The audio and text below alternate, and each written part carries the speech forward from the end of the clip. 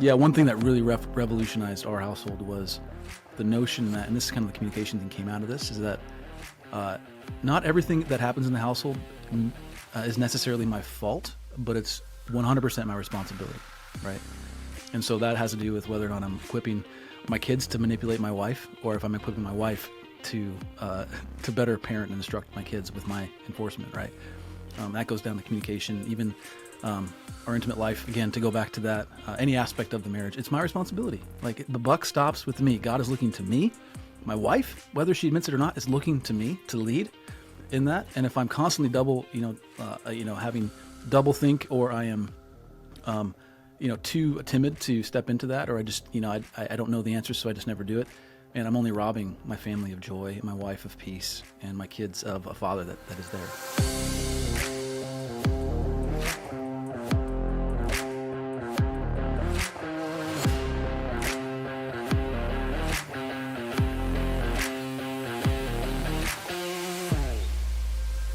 Ryan, welcome to the Present Fathers Podcast, brother. It's good to see you again. It was a privilege to meet you in person back in 23.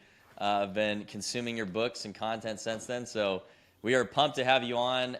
Why don't you go ahead and introduce yourself real quick to our audience here, and we'll go from there, brother. I have to ask you first, George. Are you still doing the band workouts?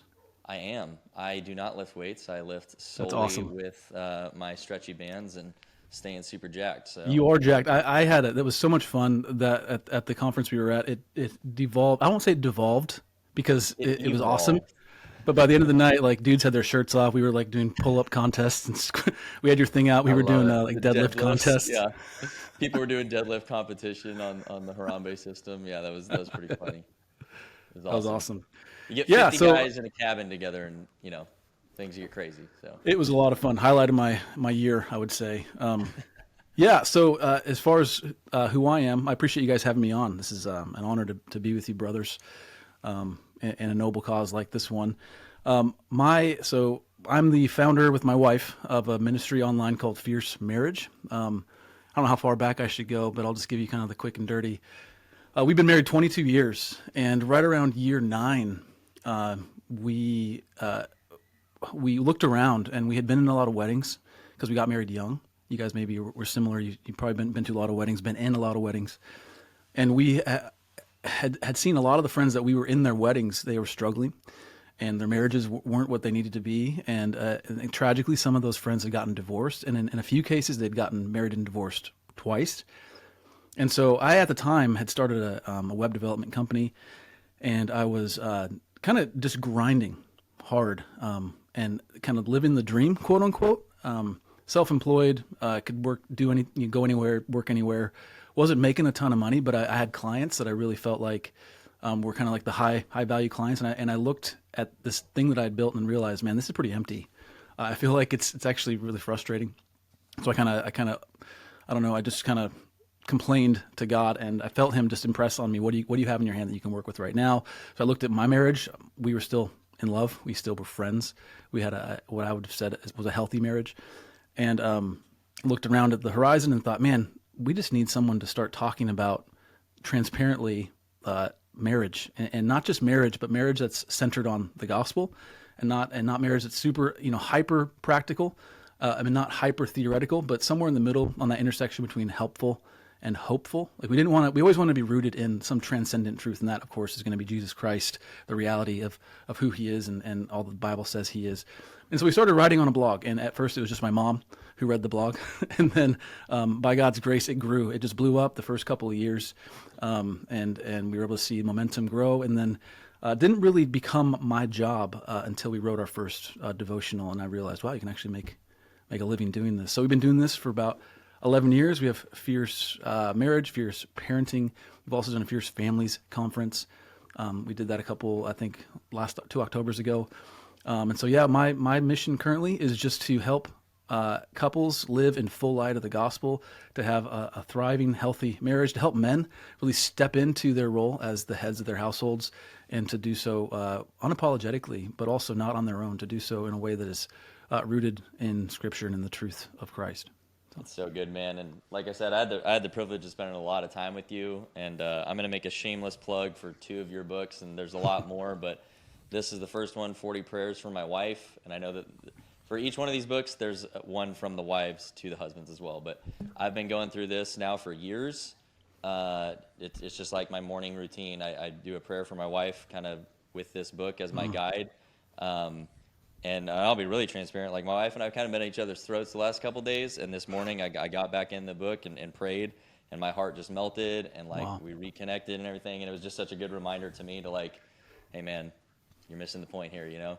And then another one that's really huge for all the husbands out there, how a husband speaks. Man, your words, we talk about a lot, is how your words as a father carry weight. They carry just as much weight with your wife. So, you know, that's either a good uplifting presence or it's one that's tearing them to pieces. And so both of those books are just amazing. Highly recommend. And Ryan, I love what you're doing. It's personally benefited me greatly.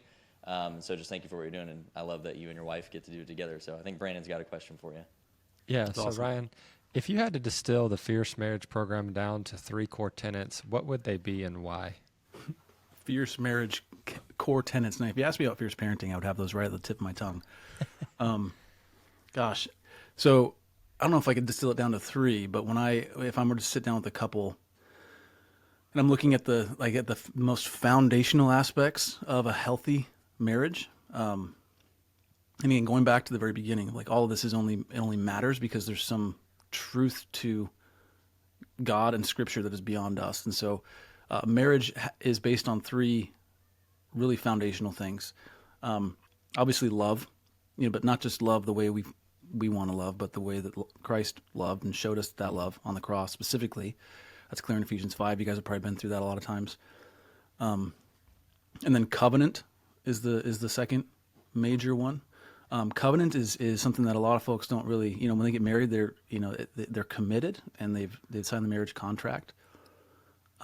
But they don't actually understand the nature of covenant. Covenant is something that has been, so we always say it like this, is that if you can just stick in your marriage, it's strong enough to endure whatever, it's strong enough. If you can just stay together and love the way you're designed to love, you can work through anything. And then the final one is probably the most important. It's just the gospel. And so, and that sounds very kind of not practical, but so how do you root every aspect of your marriage in the gospel? Like, why do I speak to my wife this way? Why do I focus on communicating this way? How's our finances informed by the gospel? Not just our goals, not just our ambition, but really something bigger than us, Christ. Sex and intimacy, believe it or not, can be rooted in the gospel and should be rooted in the gospel. If you're pursuing your wife sexually void of that context, there's all sorts of pitfalls and ditches we can fall into. And then priorities is another big one that we talked to couples about. And of course, conflict. So you asked me for 3 core tenets, I would just say, you have to root yourself in those 3 big ideas that are beyond you. They're not defined by us. They're not arbitrarily decided by humanity. They're decided by God, and that is covenant, that is love, and that is the gospel. And if you can nail those 3 things, I'm just convinced anything else works itself out. But a lot of couples don't operate on the same page when it comes to those things. Yeah, I'd have to agree. I've read many different books on marriage and had courses with small groups in church. And, we kind of think of like a triangle, right? And God is at the top and you and your wife are on the bottom corners. And the more you go towards God, the closer you get together. And so that's kind of the ideology that we use. Then we also obviously set healthy boundaries, like never raising our voice at each other, never cussing. Divorce is not even a word in the dictionary to us. It's death do us part.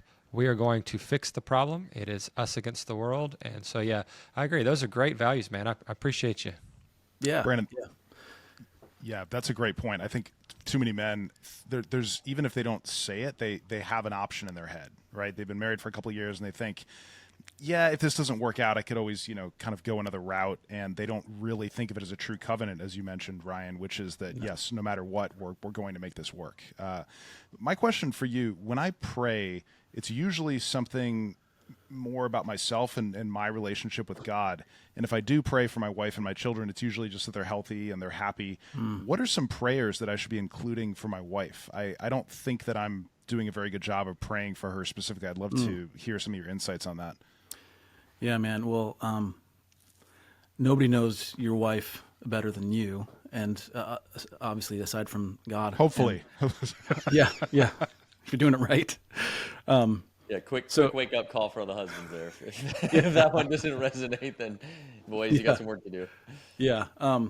So I encourage guys to. So I do this myself, and so when I'm looking to pray for or with my wife, and I highly recommend praying with her if that's not something that you do often. A lot of guys are really weirded out by that for some reason, and I didn't realize it until I started telling guys to do it, and they're like, "Well, how? How do I pray with?" But what I encourage guys to do, whether you're praying for or with your wife, is just think from head to toe, okay, and think in terms of So obviously, her head, like where are her thoughts? Where's her mind focused? Her ears, what are the voices in her ears? How is she taking those in? How is she protecting from thoughts that are actually healthy or thoughts that are destructive, maybe self-talk that is destructive? So I'm praying for her to center all of these aspects of her on Christ. What are the words that are coming out of her mouth? What are the things that she is seeing? What's going on in her heart? When she puts her hands to work, I pray that she would be fruitful in her work, whether she's, we do home education. So if she's educating our kids or she's even just making a meal for a guest, I pray that her hands would be glad tools to bring forth fruit in our lives and the lives of others.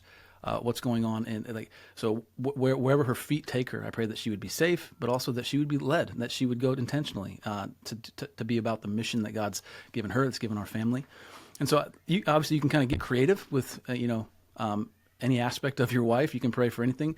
Frankly, one of the things guys don't think about is even praying for your intimate lives together and saying, God, help me love her intimately in a way that she's going to feel that better. Help us to have conversations that are productive around this.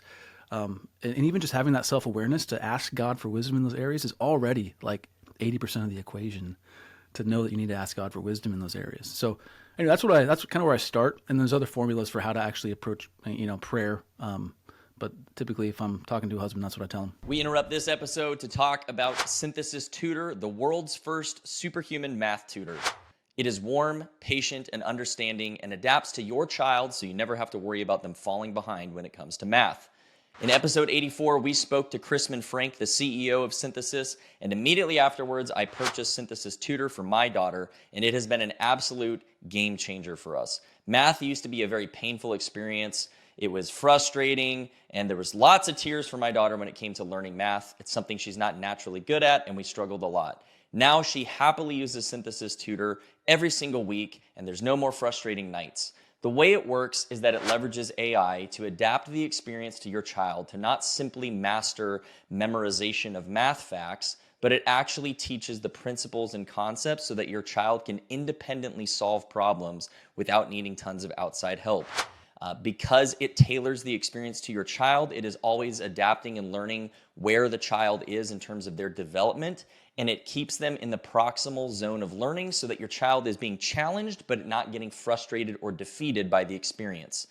I am very pleased with our experience on Synthesis Tutor. My daughter's grades have improved in math. It's something that I can now outsource. I don't have to take the time myself to sit there and try and memorize facts with her. She gets excited to do it, and it's fun and engaging for her to learn instead of this frustrating experience, and it doesn't feel like a chore any longer. So we at the Present Fathers podcast highly endorse Synthesis Tutor. There is also a Teams function for those with multiple kids or maybe multiple families want to pool their children together.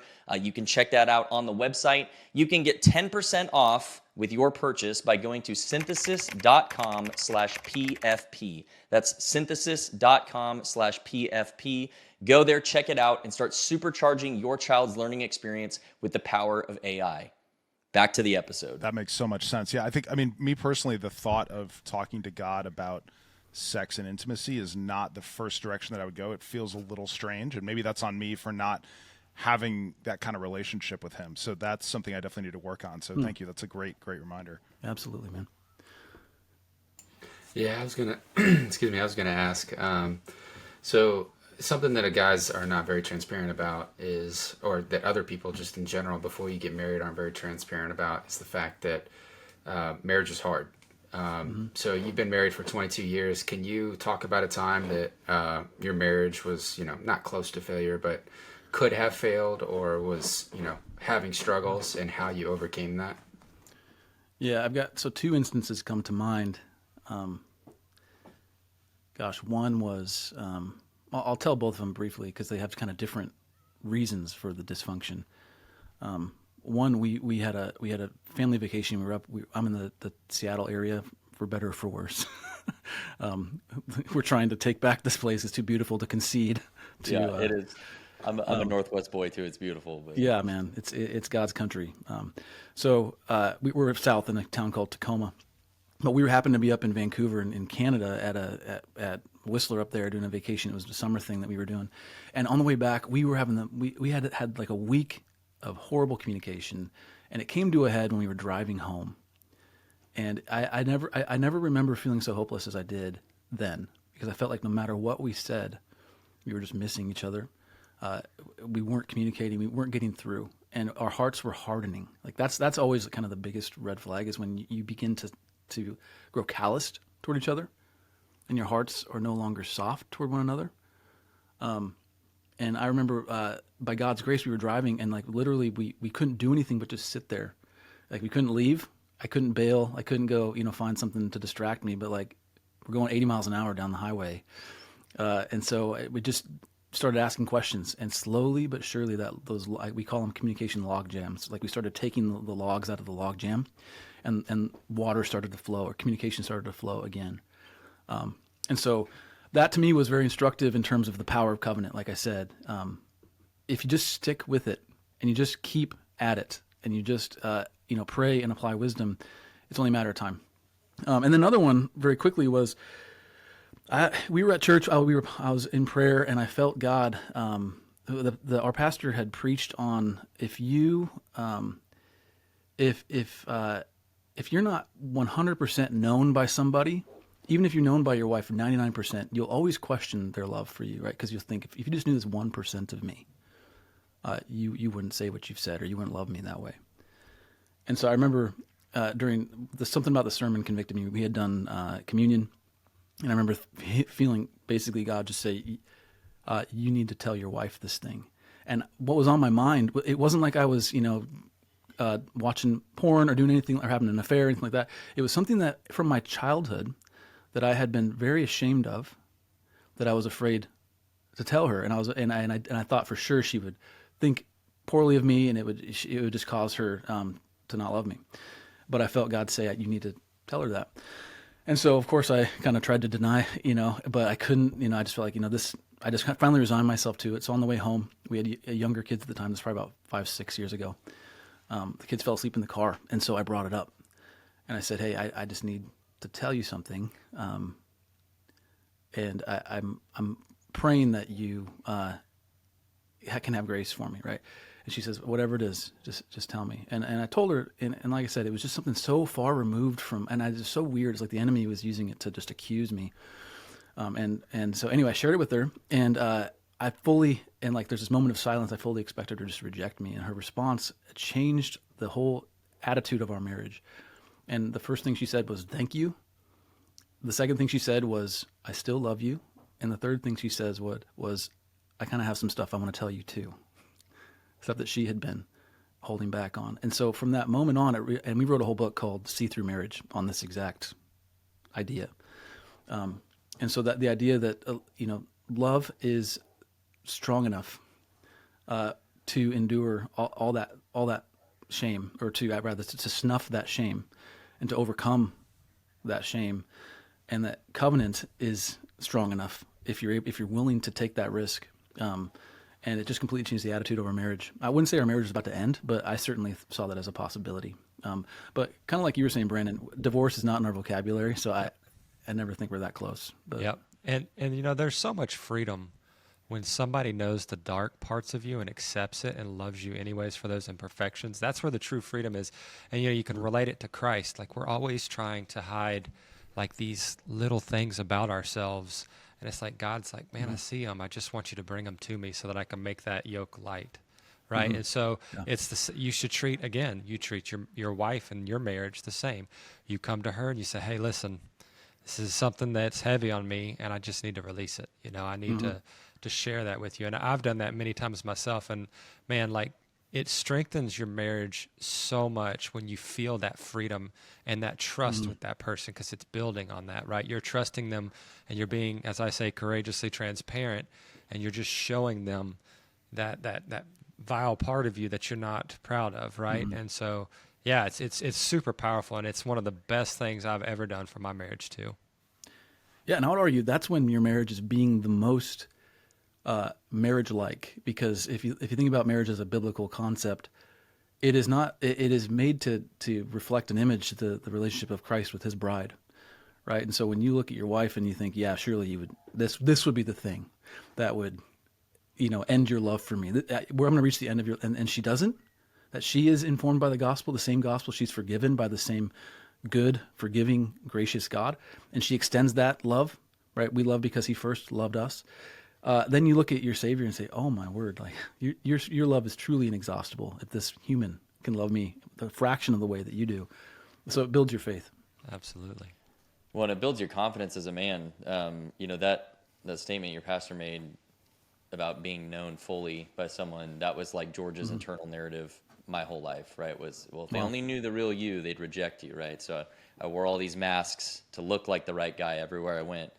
But when I started living honestly and really starting to right the ship of my own life, that required me to be brutally honest in my marriage to make amends. And from that point forward, over time, watching how that has transformed not just my marriage, but me, right? It is way more possible now for me to have a lot of confidence to step out and do anything I care about with conviction about it, because I'm loved fully by someone who truly knows me, right? And there's like this power that rises within you, I think, maybe more as a man. I think women obviously get a ton of benefits from this too, but I've noticed that really as my marriage strengthens and rises, I have been able to accomplish more individually. And I don't think that's a coincidence. I think that is by design. Yeah. And, I love to say that like a good woman can turn a good man great. And I think that's exactly why, is because it's that covenant bond transcends so much. So it's good, yeah, man. It's amazing. Yeah. And we shouldn't be surprised, right? Because we see this promise in Scripture. It says, if you walk in the light as He is in the light, you will have, you'll be cleansed, you'll have fellowship with one another and be cleansed of all unrighteousness. And I guess I want to ask you guys, because I can hear kind of the thoughts of someone who might be on our marriage podcast audience. What, do you remember what that's like, that before you jump off that precipice, right? Like before you decide to talk to your wife? And I'm thinking there's some guys that are listening to this, watching this, whatever, that are thinking, man, there's just no way. There's no way I could take that risk. I mean, do you guys remember what that was like? Well, I'll go first on that one. I mean, for me, I had to admit that I was an adulterer. So, yeah, I mean, I was convinced she would leave me. I was convinced my life was over, and that, me admitting this thing is going to end it all, and rightfully so. She has every reason to leave me at this point. This wasn't like my first mistake type of thing. And she didn't leave. And so, that's, I have this incredible gift of grace and forgiveness. Wow. That, I had to earn back, obviously, over time. But, from the brokenness is new life. And so then now, right, to that honesty and the truth, our marriage is transformed, maybe stronger than it ever could have been. And not to say that you should go and cheat on your wife, but, with God's renewal, anything is possible. And wow. I mean, we're living it today, which is just unbelievable. But I'm not being hyperbolic when I say that I'd rather go back to Afghanistan and get shot at than have to have that conversation again. I mean, it was like physically, I was like sick, in my stomach, just the nerves of everything. I mean, I was sweating bullets. So that was the hardest thing I've ever done, probably. So how many years are you out from that? That was 2017. Wow, so man. 8 years. Yeah. About 8 years, I think. Wow. God is good. He Yeah. is. And here you are on the other side of that, and you've walked in the light, and you have been cleansed. Like, you were forgiven before you talked to your wife. Like, Christ forgives you. And because we're going to sin again, He's going to forgive us. But you were cleansed in a different sense, right? From that unrighteousness, in that you were no longer walking with the weight of that guilt. the sin, you broke the power of that lie over your life. And then you got the other piece of that, which is you'll have fellowship with one another. Like this isn't exclusively a marriage passage, right? It's even brothers. It's even your own kids. It's even, other extended family, things like that. But so I guess what I'm trying to draw out here is there's a guy that's thinking I'd rather go to Afghanistan right now. And maybe this is the encouragement to say, it's worth it. Yeah. And that leads perfectly into what I was just going to talk to you about. So, as guys, we bury a lot of this stuff, and it's something, you think, I just want to talk to the guys out there who are struggling with this thought. You think that you're alone in this and that other people aren't going to accept it. If anything, your tribe of guys, if you can find a tribe of guys that you can trust, are the ones that can help you bear that weight. But you need to stop and understand that if you're not ready to let go of that burden or that weight, God is always there for you. Jesus Christ is literally going to help you carry that weight if you will allow him to, if you have that relationship with him. And that's the hardest thing. A lot of guys don't really have a true relationship with Christ.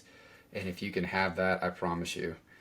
I'm trying not to preach, sorry. But anyways, that being said, I've struggled over the years with a few things. And I guess my question for you is for the guys out there who have, fresh babies, and that's when marriage truly gets hard. What advice would you give those guys to navigate marriage during those trying few years of raising toddlers and babies, because you're emotionally, physically exhausted and just absolutely drained. You're always, tired and just pissed off at the world. So what advice would you give those guys? Yeah. Yeah. So, we have 4 daughters. Our oldest is 11. We have an 8-year-old, 5-year-old, and a 2-year-old. So we're kind of still in that, and the way we do parenting is we did the co-sleeping thing. I know that this is people will beat each other up over this kind of thing, but it worked for us, so we did it. And so yeah, I'm thinking we haven't had our own bed for 11 years, but our intimate life has gotten better. It's and so I guess my encouragement to guys is okay, yeah, there will be seasons where it's difficult, and that's the key word there is a season. You learn, you adapt, you improvise, and the only way you can do any of that stuff is if you are just constantly fighting for clear communication, right? I always tell guys this, and it's in that book, George, that you showed, the How a Husband Speaks. One of the main premises of that book is that the communication culture of your home is your responsibility. It's not, and even if, and the other main premise is that a lot of guys will say, well, I'm just not a talker, right? Well, you got to become one, figure it out. And it's not a skill that is elusive. You can learn it. And so when you're in those hard seasons, when everything is fighting against your communication because you're tired, you're irritated, you're probably, there's all kinds of relational strife that's erupting out of those things. You have to learn to communicate through that. And sometimes it just starts with talking to your wife and saying, listen, I love you. We want the same things. I'm not good at communicating right now. I want to be better at it. And I want you to know that I'm working on being better at it. You don't have to buy my book, but maybe you got a book that book. Okay, thank you, George. I'll say it. Buy the book. Yeah, and taking that tactic, I'll say, but with the underlying idea that this too will pass. These kids are going to grow. The days are long, but the years are short, and it's just a matter of time until the next. We had our 5-year-old when she was the most insanely difficult child. And the last 2 months, it's all of that's changed. She's compliant. She wants to please. She's starting to read. Everything that we've been fighting for, it finally just broke. And so just the encouragement to the guys that are in the thick of it, keep going and keep talking about it with your wife, with other guys, and of course, going to God's word in it. Yeah. And it's so hard to keep your cool under and your composure under, certain circumstances, especially when you're exhausted. Just being physically exhausted all the time just sucks. Oh, and yeah. I'm in that bubble right now, and it's so hard. But one of the things I did find, just Emotional Intelligence 2.0 is a great book, just because it's helped me so much in trying to keep my emotional intelligence, especially with my kids when they're doing stuff they're not supposed to be doing. My 3-year-old son is beating my 16-month-old daughter over the head with stuff. And I'm like, bro, like, I've told you 50,000 times, like, chill out, you know? And it's such a hard thing because then the wife's like, why are you doing this with him? You know, it's like, stay in your lane, homie. You know, but it's a struggle. But I would say that book and Chris Voss's Never Split the Difference. It's about negotiation and things like that. Man, those two books have been instrumental in changing the way I speak with my wife currently, because it's helping me negotiate, so to speak. You know, and with my kids as well, because you're always negotiating with your kids. Especially, I'm telling you right now, 3-year-old kids. They are the smartest little turds you ever meet, man. They will get you to do stuff you said you would never do 1,000 times. It's hilarious. But being able to negotiate, I think, with your kids and with your wife is definitely a big thing. And knowing like some of the psychologies, because obviously I'm in sales, so I've been picking a lot of those books up. And I just wanted to say, for those guys out there, I highly suggest some books on psychology and negotiation, because it really does help you communicate better. Because if you feel confident in what you're about to say or how to lead someone in a conversation, it makes you confident in what you're saying. So just my 2 cents on that. Yeah, I would encourage you guys too. You always say have a unified front, right? As parents, but also leaning into your strengths as father and mother, right? So we kind of have this ongoing understanding that I'm the enforcer, like because they will argue and ask, and if they're not arguing or asking, they're finding another way to try to get what they want, and it just wears my wife down. And so at one point I was like, listen, I can see this is causing you a lot of, like, you're not just physically tired, but you're emotionally just completely waxed because these kids are relentless and there's 4-on-1. So I said, because she'll feel bad. She'd be like, I feel bad because I asked them to go feed the dog and they argued and then they were whining. And I was like, I'll just get it done. And I'm like, no, they need to feed the dog. Like, that's their job. And I have no emotional like reservation in like enforcing. Like, I do not care. And so that gave her a lot of permission to just say, all right, I'm going to get your dad. I work from home, so I can be available on most days, all day. But I thought that was helpful for us when she finally felt like she could just let me be the enforcer. And they started to respect her a lot more. And Ryan, there's a lot of fascinating science behind that. There's a bunch of research that's been done on couples. And interestingly, when the mom is the enforcer, which is the much more common situation in America, 80% of marriages, the mom is the enforcer and the dad just kind of is the fun guy who does whatever he wants. And when the dad is actually willing to go in and be an authoritative parent, the kids do a lot better. So there's, you know, there's not just biblical reasons for it, but there's science behind it showing that if as a man, and this is me talking to myself, if you just want to go with the flow and you don't necessarily gravitate towards leadership and the idea of chastising your wife or your children is anathema to you, get over that, because you have to be willing to let your children know when they're making a mistake and go jump in there and do that for your wife, because you can't leave all of that on her. That is negligent as a dad to make your wife do all of the enforcement work. Yeah, man. Yeah, good word and sobering. And it's funny how the science aligns with, right behavior, kind of the way we were designed and instructed to do things. One thing that really revolutionized our household was the notion that, and this is kind of the communication thing came out of this, is that not everything that happens in the household is necessarily my fault, but it's 100% my responsibility, right? And so that has to do with whether or not I'm equipping my kids to manipulate my wife, or if I'm equipping my wife to better parent and instruct my kids with my enforcement, right? That goes down to communication, even our intimate life. Again, to go back to that, any aspect of the marriage, it's my responsibility. Like, the buck stops with me. God is looking to me. My wife, whether she admits it or not, is looking to me to lead in that. And if I'm constantly having double think, or I am too timid to step into that, or I just, I don't know the answer, so I just never do it. And I'm only robbing my family of joy, my wife of peace, and my kids of a father that is there. Dustin hit it so profoundly there. Like, that is such a truth. If a man's not willing to step up and lead, it's chaos in the house. And I can tell you right now, my wife's Cajun, and she's a firecracker, and my 3-year-old son is like biting off more than he could chew, and she's about to knife hand him, and I'm like, bro, like, calm down, dude. I told you 15 times, So it's absolutely hilarious watching this little 3-year-old, like, my strong-willed type A wife, get like absolutely beaten down by this kid. And I'm like, dude, chill out. So I step in and I'm like, the enforcer now. And I try not to let my wife, because she's 9 months pregnant, about to murder somebody. But it's absolutely funny though, because when I do step in, I notice he's starting to realize like, hey, daddy ain't playing. Like, he doesn't mess with me. He messes with my wife. And then that's when I'm like, dude, you should not mess with her. She's the one that's scary. Like, but yeah, it's funny how that works. It's a crazy dynamic, and people don't realize until they're actually in it. Yeah, well, as a father, you're not just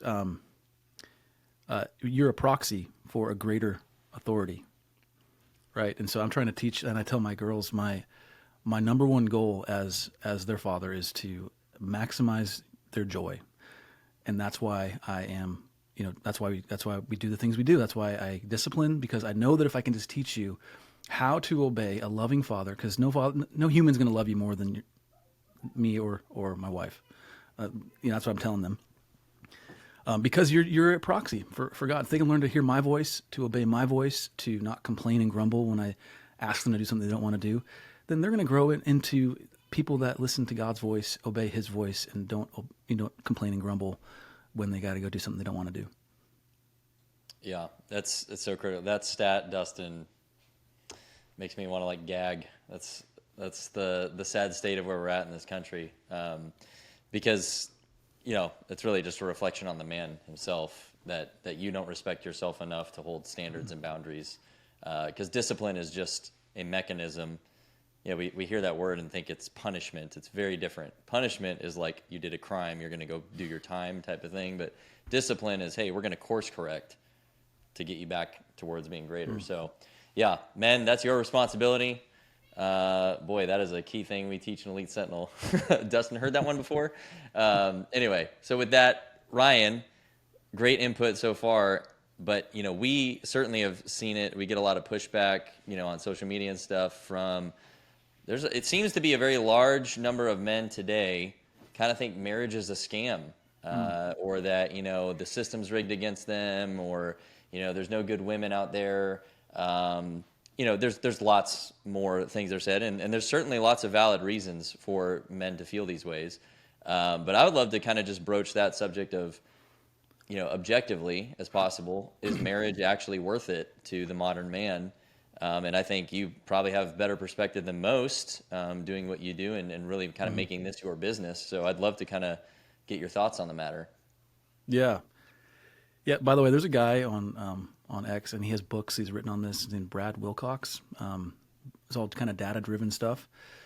I've not read his book, but I follow him, and he's got some really good insights in this regard. So some of what I'm about to say comes from his stuff. Okay. Is that you're asking the question, is marriage worth it? And empirically, across the board, 100%, it is worth it. Men who are married report being happier. They have higher incomes. They live longer. Every metric that matters in human existence is better when marriage is there. Now, here's the flip side of that coin, is that if you're in a horrible marriage, yeah, your life's going to suck. It's going to be really difficult. And now, so a lot of guys are seeing that, and they're just seeing the writing on the wall, and there's this statistic going around where 50% of marriages end in divorce. I happen to think that's not a right statistic. There's a lot of hyperbole around that. It's actually far less, but it's also even far less among practicing Christians. So I don't want to swallow that hook, line, and sinker. But yeah, just to answer simply that question is that yes, absolutely, it's better to be married than not to be married. And then you get into other questions like, okay, you're going to grow old, right?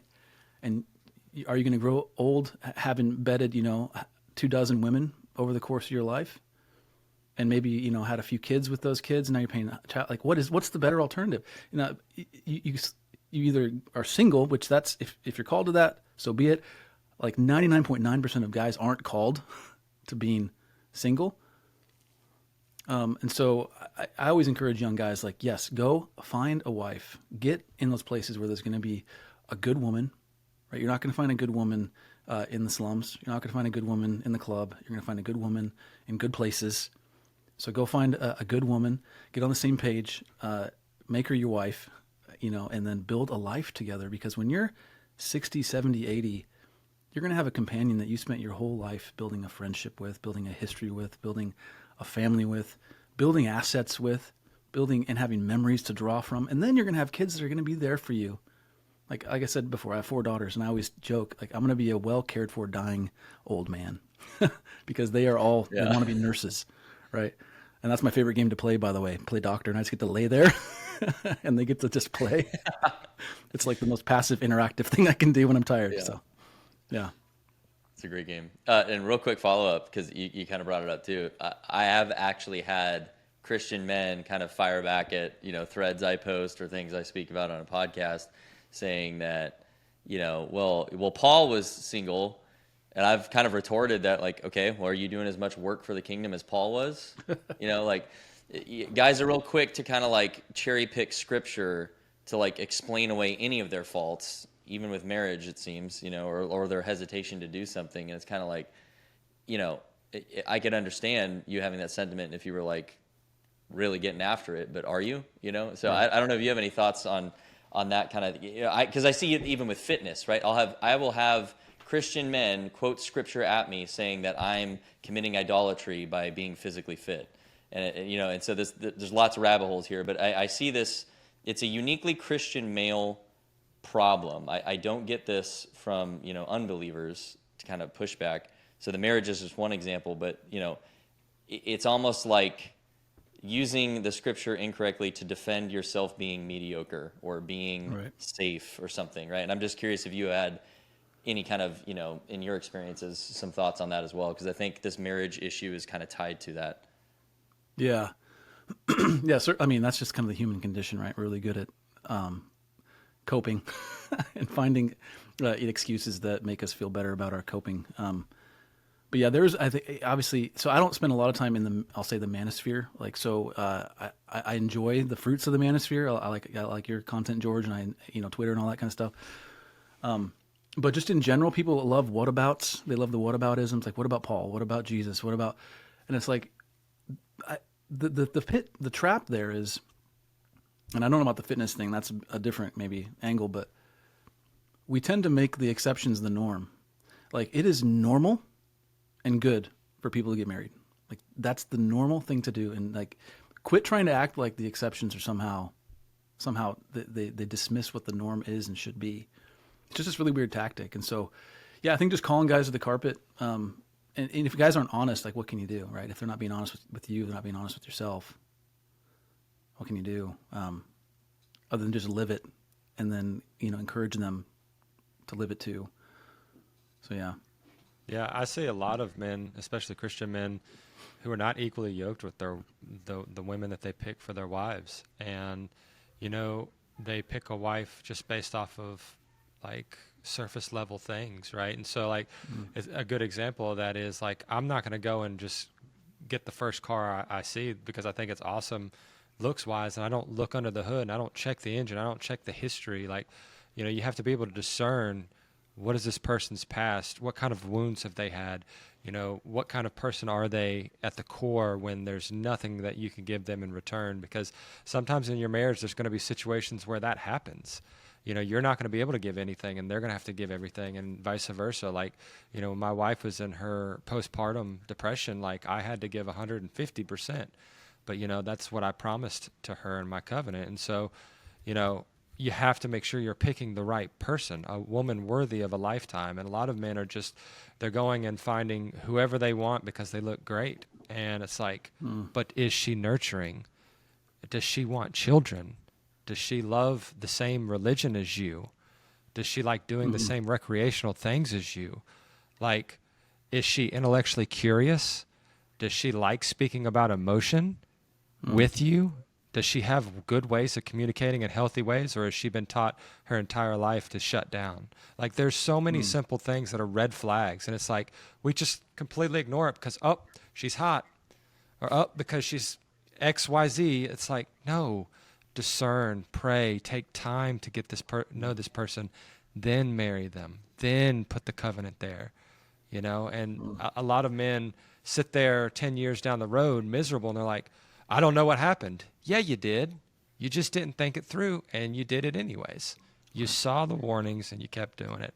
But here's the good news. I say all that. The good news is, like you said earlier, if you try and you don't give up on your marriage and you build it from the ground up, it can work. And not only can it work, it can be amazing. Like your sex life can be on fire.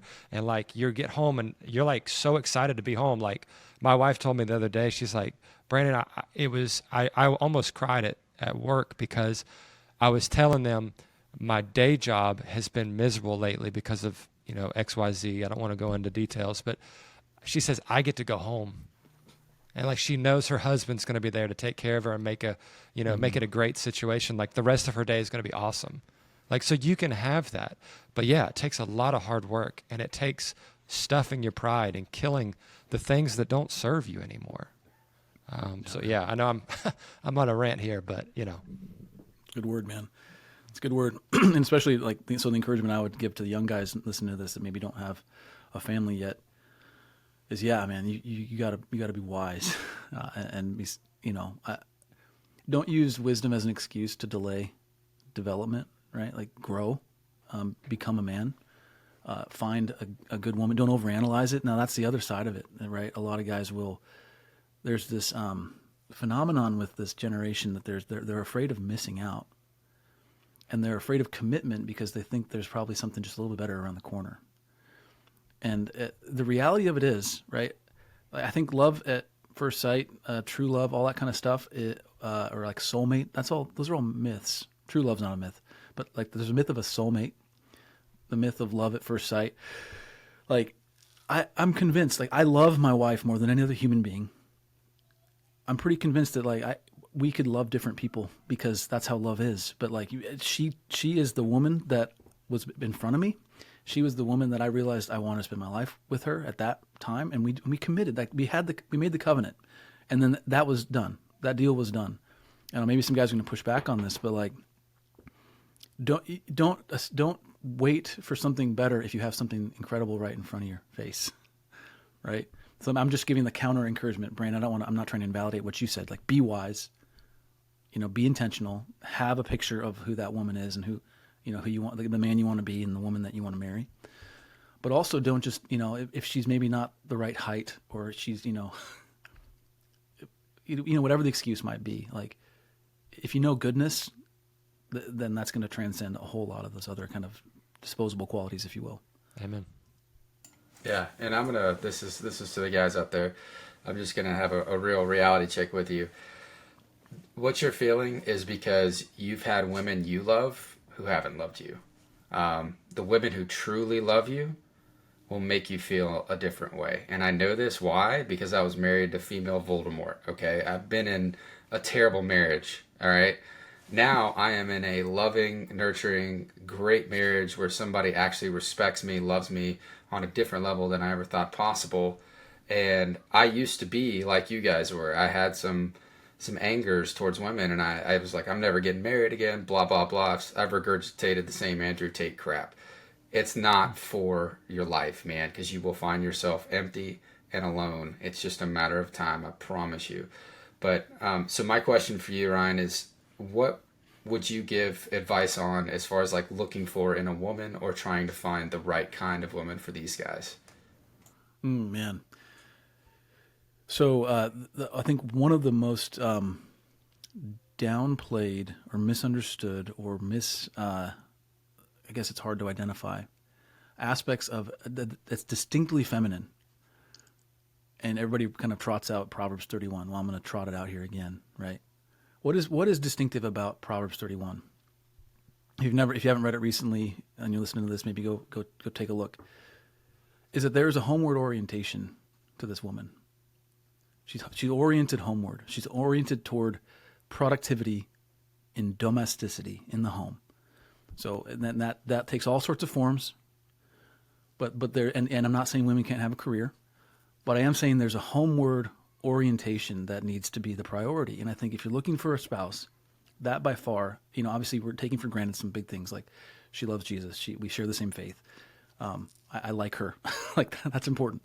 But that she has a homeward orientation, that she's not just always looking elsewhere to kind of strike, have her identity rooted in something else. because I'll tell you what, if you're trying to build a life with a woman who's not homeward oriented, she's always going to be trying to get out the door. She's always going to be trying to get a way to pawn the kids off, or to, advance her career. And I think that's what creates a lot of problems, because I don't think that's how marriage can work. I don't think that's how it can work. That's what I'm trying to say. And I don't think that's how we're designed to function in marriage.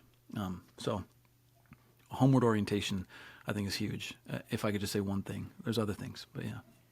And that's increasingly challenging, right? So many men, especially, but women too, get so much validation from their work, from being told that you are powerful with your job and all that. And then we don't, as a society, give enough credit to women who do take great care of children and who are amazing wives and mothers. We give them no credit at all. It's terrible. So I completely understand why women want to go out and get that satisfaction and have their ego stroked, by doing other things outside of that. So finding, a woman who is homeward oriented, as you mentioned, is increasingly rare in a society that poo-poos that, right? I mean, I'll admit, when I was younger, the thought of, oh, you're just a stay-at-home mom, I looked down on that a little bit. And now I can't believe that I thought that way, but I did. And I don't think that's that uncommon. So it's a real challenge to fight back against that culture, because it is so pervasive. I mean, basically, if you are on Instagram looking at reels, they are going to be programming you and telling you as a woman that you should not be staying at home with children,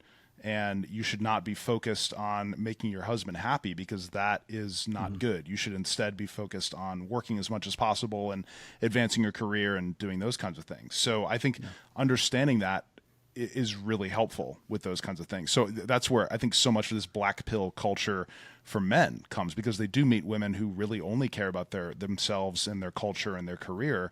But that's not all women. I think that's really key to understand that is a subsegment, but that there are plenty of great women out there who do want to raise good children, who do want to make a happy home, and that's not everybody. So I guess the challenge then is, how do you find that, Ryan? If you had advice to young men, what kind of things would you look out for in a woman, aside from, because it's not always obvious, right? When you have those conversations, are you homeward oriented, right? So can you explain what you would look for, aside from just directly asking, do you want to be a stay-at-home mom? Like what would you ask women to kind of get to those kinds of things that are going to, lead to a good relationship? That's a good question. So I would start with with this advice is, don't apologize for wanting that normal thing. Right. So I think we can assume the center in this, and we should as men. I think for so long men have kind of cowered because we didn't really know what to do with feminism, and like it's this toxic empathy. It's that idea that's continuing to come back over and over again. Like, because it's always empathy. Yeah. Yeah, you're always made to feel guilty, like for, wanting manly, like wanting normal things, because there's this weird feminist sort of water that we're swimming in. And so I would say just assume the center with this idea that, like, yeah, I'm not going to apologize for wanting a wife that wants to make a home. Like that's a beautiful quality. So, and as you assume that, then you become the kind of man, I think, that attracts that. And you're going to repel the opposite. That's a very good thing. Yep. Like, you want to repel it. So, and as far as like specific questions, I mean, just get to know her and just start, and get to know her family, get to know her aspirations. It'll be pretty clear pretty quick, what she cares about. And this ties into what you said earlier about responsibility, right? And, given what I do, I'm very vocal about men taking ownership, whether you're married or not, that it all kind of starts with you. And the very first critique is, oh, you're just blaming men. Not really, brother. I'm actually saying blame doesn't matter at all. I'm saying that if you actually take ownership and start changing the equation, everyone has to respond to you. So I would love for you to define a little bit more what you mean, Ryan, when you say that ultimately, a man is responsible for himself, for his marriage, for his family. Because, I think this is, again, that, like Dustin was kind of asking, right? So many guys are checked out. Well, I met one bad person, or I met these bad people, and they don't even realize that it's essentially victimhood to just say, well, I guess I just won't get married because they're all bad or something, right? You're basically making something else in control of you. So I'd love for you to define that a little bit more in detail, maybe specifically to like like you just said, becoming the man that will actually attract the right woman and repel the wrong ones? Yeah. So the first thing that comes to mind is go back to Genesis 1 and 2, the creation account, and because that's where we get our anthropology, right? That's how we get our who we are as people, and the context within which God created Adam and Eve. And when He created Adam, it says that He placed the man in the garden to tend and to keep. And so that's like an ontological reality. Not to use another fancy word, but like that is baked into you as a man.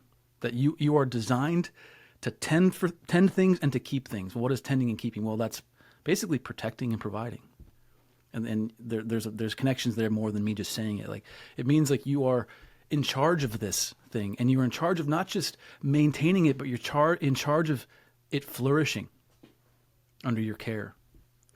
And so then what does Adam do at that point? God commissions him to name everything. And so there's a responsibility, there's an ownership there. God didn't name the animals. He said, you go and you name what you call that animal is going to be what it is. And so tending and keeping, I think, is baked into the reality of who we are as men. And then you connect that to, now this is going to ruffle some feathers, but I don't care. So the man was placed in the garden to tend and to keep the garden. Well, the woman was placed in the garden to tend and keep the man, right? To not tend and keep, but to care for the man. And that specifically, he lacked something, and she was placed there to fill that need. There was not a helpmate fit for him, and that was the only thing that was actually not good. It was all good in the Hebrew. It's tov, tov, tov, good, good, good. And then all of a sudden it's lo tov, which is it's not good. And then so God says, all right, well, I'm going to fix this. And this is important, okay? Before the feminists come out of the woodwork, or the guys that, God, this is not a valuation statement. This is a role and order statement. That just because she's tending to him doesn't make her his servant. It's just a different role. But so everything in creation was created from the dust, including the man. It was all created from nothing or out of the dust. And then you have this anomaly. The man's it's not good because he doesn't have a helpmate fit for him.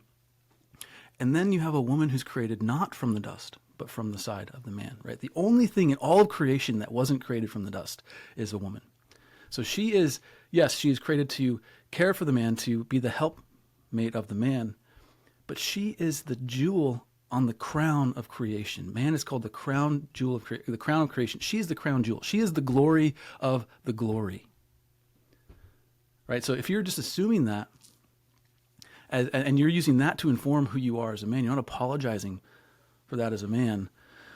That's very informative, and it starts to normalize the thing that makes, I guess it normalizes the right norm in your own mindset, in your own approach. And I can't remember what the question was, but that's where I went. It was just, it was kind of about responsibility. But I mean, this is perfect because that's the point too. Is you talked about it earlier in parenting, complementary, right? Play to your strengths. So we were fundamentally designed to do different things, and that's where critics, will attempt to try and say that, oh, you're a chauvinist, you're a toxic male, you're trying to just control women and everything. It's like, no, I have zero desire to try and control my wife. Like, that's what old me used to try and do when I didn't understand the actual dynamics of what a marriage should be, and it didn't work out very well for either one of us. Yeah. Now we understand that we both have very different giftings, and every marriage is different, right? It's a little bit of a spectrum in terms of, who you are and your strengths and weaknesses, and right, that's a general truth that everyone needs to acknowledge. But within your marriage, as it makes sense, the husband does husband work and the wife does wife work. And it's not a competition of who's better. And in fact, in the way you defined it, Ryan, men are actually quite incomplete without a wife. So it's actually like, it's kind of making the women a little bit higher in the echelon anyway, in that sense, right? But we have different objectives, right? Men protect and defend and care for the outer world. Women nurture and grow the inner world. And that's where, you could still be, on some other, political ideology or something, and not just from like a religious point of view, but when both husband and wife are filling their natural strengths and performing their strengths more often, you feel more fulfilled on a human level, right? It feels good to do the things you are good at doing. And so trying to force everyone into this 50-50 model has destroyed so many marriages. It's made men weak and pissed off and angry, and it's made women stressed out and exasperated. And so, again, every marriage is different, but these general truths, again, back boils down to responsibility. Man, you have to own you, understanding your role, taking ownership for that, having the courage to say, I want this, I don't want that, this is what I believe, I'm not going to apologize for that, and watch how much better your family starts to grow. It's not toxic, it's not oppressive, it's actually the most loving and caring thing you can do for your family is to grow stronger as a man first, and then support your family through those things. So That's good, man. I think I tied that up pretty well. We wanted to switch to some fatherhood questions before we wrap up, Ryan, and really appreciate your input on that. Sorry, did you have a quick follow-up? Well, no, I mean, that's good, man. I thought of a quote by, I think it was Elizabeth Elliot, who said, real women will always be glad when men are men, when men act as men should act. Right. Yeah. And that's, so and being cognizant of our tendencies, I'll add one little thought here, because we're talking about the creation. Of course, part of the creation was there was the fall. And within the fall, things were ruined and shattered. And I think that a lot of us have experienced a lot of brokenness. And we've talked about God's grace in that, which is obviously a wonderful, beautiful thing. But one of the things I want to put on guys' radars and even on women's radars is we have these, what I call the fallen masculine impulse and the fallen feminine impulse, meaning that we see it come to bear in Genesis 3 when the sentencing happens, right? That, man will have to toil and work, and by the sweat of his brow, he will bring forth the produce of the land. And a woman will be ruled by the man, and her desire will be for him. In other words, she will want to usurp him. And so the fallen masculine impulse is always to relegate responsibility, to slough off responsibility. And the fallen feminine impulse is to take power. And we see that work out in various ways, and I've taught on this, and it's too long to go into here. But I think that's the encouragement for men. I hear you saying this, George, is that don't do that. Don't say it was the woman whom you gave me who caused all this. Not like you were standing there and you said nothing, Adam. And you're wanting to tell God. So you're not only blaming her, but you're blaming God instead of taking responsibility. So don't do that. Take responsibility and then step into it in a godly way, obviously. And then the woman's fallen impulse is to want power. And some of the ways she'll try and get that power, we see those dynamics at play by imposing kind of the what we've talked about, toxic empathy and things like that. And instead of trying to gain power, find contentment in the goodness of how God has designed humanity, right? And so, anyway, I put that on people's radars. So good. It's so good, and that's why I'm not blaming men. I'm not, but you have to recognize that if you actually take the ownership, you have the power to change the entire situation. It may not be fair, but life's not fair. So, do you want results, or do you want it to be fair? You know what I mean? Like you can wish in one hand and crap in the other. See which fills up first. You know, it's kind of like the ball's in your court, and that's really why I start with the men, because eventually, too, your strength and presence will transform your wife anyway, right? She has to respond to it, or the girl you're trying to attract, or whatever, right? She's naturally going to respond to your presence, so it's not about blame. It's about helping you realize that responsibility, self-ownership is kind of the first step for anything. You want to get married, you want to get more fit at the gym, whatever it is, you got to own it for yourself. So, that's really good stuff, Ryan. Really appreciate your input on that one. I think Brandon has the first fatherhood question we want to kick to you. Yeah, so I like to talk about balance a lot because it's such a critical thing in life. And so being both a husband and a father, how do you navigate that balance between the two roles? Like, is there a strategy or principle that you might be teaching others that you would apply to keep both your marriage and your family life thriving? Yeah. So one of the core tenets of fierce parenting is, so I'll just say all three of the tenets, and then I'll touch on the one I want to talk about here, but is that family is God's idea is the big one. All of parenting is discipleship. And then what was the third? There's a third one. The one I want to talk about is all of parenting is discipleship. So I'll stay on that one. So every decision you make is a discipleship decision with your kids. Every single one. Their bedtime, whether or not they do ballet versus violin versus baseball, or whatever. How you let them dominate the household, how you let them maybe interrupt. Every little thing is discipleship. All of it is discipleship. And so, like seeing that as the case. So as you're trying to find balance, one of the biggest things that happens in families' lives is the kids tend to just, they'll suck up all the air in the room, right? And they'll do that in terms of your schedule, in terms of in every way. And so by understanding every decision you make, every micro decision, everything you do is discipleship. But again, you have to go all the way back to the beginning. What are we discipling them toward? And it's toward this normalized view of Christian household, what it means to be someone who responds to the voice of God, who follows him faithfully. And so that then trickles down. So we went purpose, discipleship, and now we're looking at priorities, and we're looking at the schedules and things like that. And so it becomes easier to say no to things when you realize that a no is actually a yes to something else.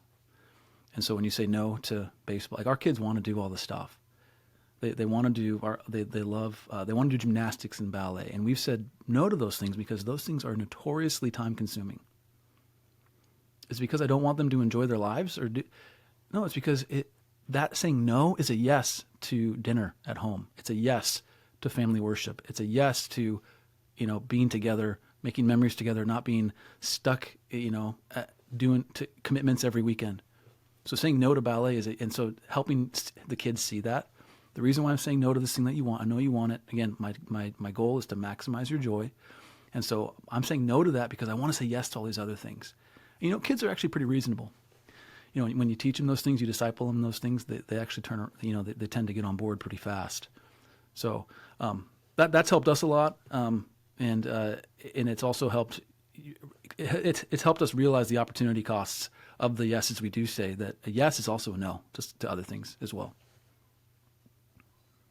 Ryan, that's beautiful. Definitely. It's so hard for kids to understand initially when they think they want something so badly, but to give them the big picture and say, if we spend 50 hours a week driving you to volleyball practice, in another state, that's going to take away from so many other things. So yeah, that no is actually a yes. I love that. If you could only give one piece of advice, you're on an elevator with a dad, you've got 30 seconds and you've got to give him one piece of advice. What is that piece of advice? Oh man, I suck at this stuff. I suck at those things. 10. Yeah. My one piece of advice is listen to the Present Fathers podcast.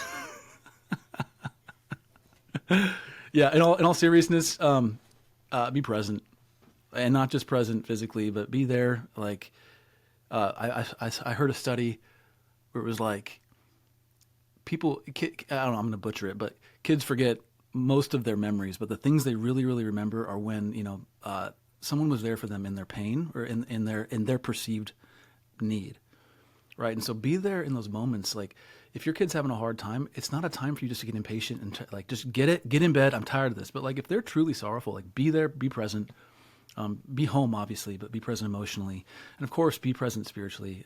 Disciple your children. They are being discipled. 100% they are being discipled. The question is who is discipling them.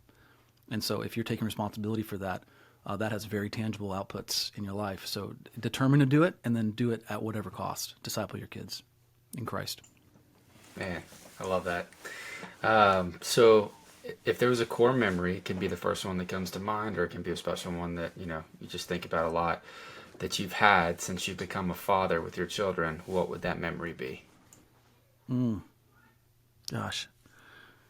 You should have sent me these beforehand, George. Just messing with Cheating, you. man. No The hard questions, man, they hit hard, but they're good. Oh man, gosh. There's nothing like your first kid, right? Because like everything is brand spanking new, and you're like hyper aware about everything.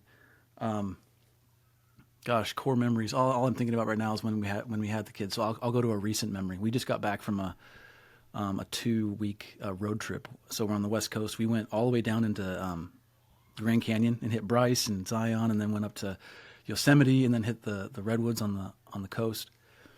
And man, guys, this was we had what I would consider to be like, one of those in 40 years. I'm gonna remember this, because we were at Bryce and there was the planetary alignment. Are you guys into like planets and stars and stuff? Okay, so there was some alignment that happened, right? My wife's a nerd about these things.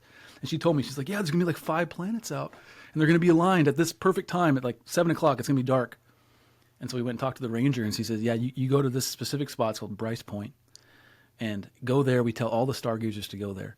And we went there, and there's virtually no one there, which Bryce is not like that. But we went in the winter, so people are smarter than us, and they weren't there because it was freezing cold.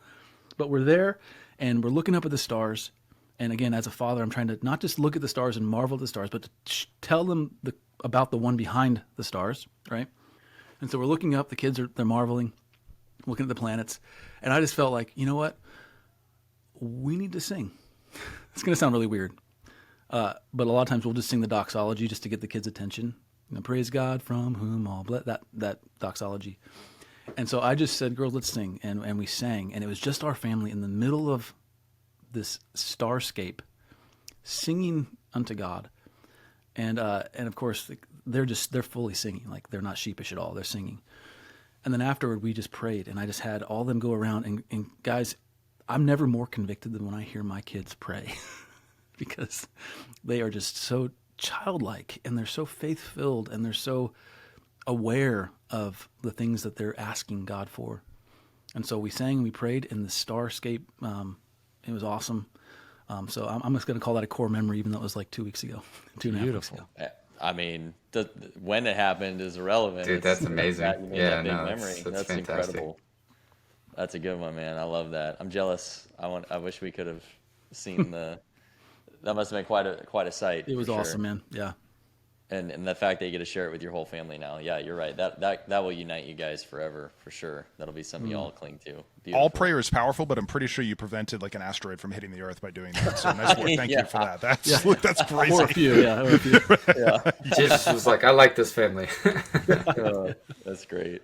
Well, Ryan, this has been incredible, man. We'll have to have you back for like 7 more episodes to get through all the things we want to ask you. But really love what you're doing, man. Like I said at the front end, your work already has really helped me a lot as a husband, as a father, for sure. So I just really appreciate all the effort that goes into writing these books with your wife and blessing others out there. So where's the best place to connect with you guys, to look everything up? I assume it's fiercemarriage.com, but whatever you want to plug, man, let's get people in touch with you, because this is a great resource. Yeah, so fiercemarriage.com. We also have a podcast. You can just look it up wherever you get yours, just the Fierce Marriage Podcast. If you want the parenting stuff, Fierce Parenting Podcast, we do that as well. Yeah, I think you can find all our stuff in those ways. I've not said this anywhere public, but I'm working right now to do a thing called Fierce Men, which George, we'll be in touch. All right, brother. Yeah, I'm looking forward to it. And it's not, it's going to be a little bit. Anyway, I might need to pick your brain on that, but okay. So there you go. Do it. This has been a joy. Thanks for having me, guys. This has been awesome. Yeah, brother. Well, thank you so much. Love what you're doing. Love this conversation. Men out there, seriously look Ryan up. Like I said, I had the privilege of spending a lot of time with him out in the cabin in Nashville, and getting to pick his brain. And he's definitely a guy you want to have getting advice from, and his resources through his website are incredible. So, Ryan, we love you, man. Thank you so much for this. God bless. Absolutely. And with that, dads, let's get climbing the mountain of fatherhood. We'll see you in the next episode. Thanks for watching this episode of the podcast. If you're on YouTube, drop a subscription to us. And if you are listening on Apple or Spotify, please leave us a review. It helps greatly. If you are also ready to level up as a man, check out Elite Sentinel Coaching, our program designed specifically for men, where we forge men into leaders. We turn cowards into kings, weaklings into warriors. Become the hero in your story. Join us today.